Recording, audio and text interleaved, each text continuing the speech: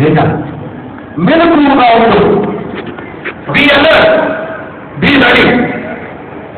ఎందుకని ఎప్పుడు నువ్వు ఈ లోకాన్ని విడిచిపెట్టవలసి ఉంటుందో తెలియదు. వాడుక భాషలో మాట్లాడితే ఎప్పుడు పోతామో ఇది సింపుల్ కదా. బి రెడీ, సిద్ధంగా ఉండు. ఎందుకని ఎప్పుడు నువ్వు ఈ లోకాన్ని విడిచిపెట్టాలి నీకు తెలియదు కనుక నువ్వు ఎప్పుడూ సిద్ధంగా ఉంటావు.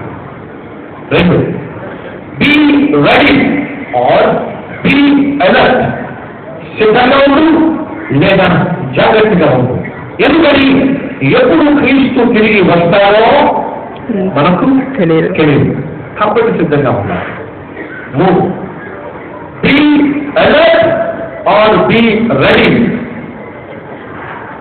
సిద్ధంగా ఉండు, జాగ్రత్తగా ఉండు, మెలకువగా ఉండు. ఎందుకని ఏ విధముగా సైతాను నీ మీద దాడి కాస్తాడో నీకు తెలియదు కాబట్టి. మూడు విషయాలు మనం సిద్ధంగా ఉండాలి, లేదా మెలకువగా ఉండాలి, లేదా జాగ్రత్తగా ఉండాలి.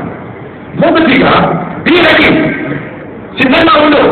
ఎప్పుడు నువ్వు వెళ్ళిపోతావో నీకు తెలియదు.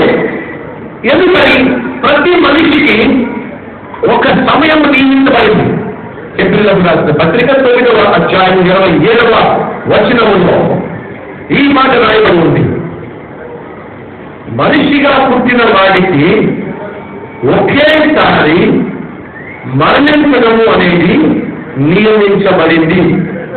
ఉందా మీ బైబిల్లో? ఏప్రిల్ రాసిన పత్రిక 9వ అధ్యాయం 27వ వచనము స్క్రీన్ లో కూడా చూపిస్తే మీకు పుణ్యం ఉంటుంది ఆయన. రైట్, మనుషులు ఒక్కసారే వృద్ధి పొందబడినది నియమింపబడినది. నియమింపబడదు. It is appointed that everyone has to die. సహోదరా, సహోదరి, నువ్వు నేను ఈ లోక యాత్ర ముగించడానికి ఒక సమయము నియమించబడినది.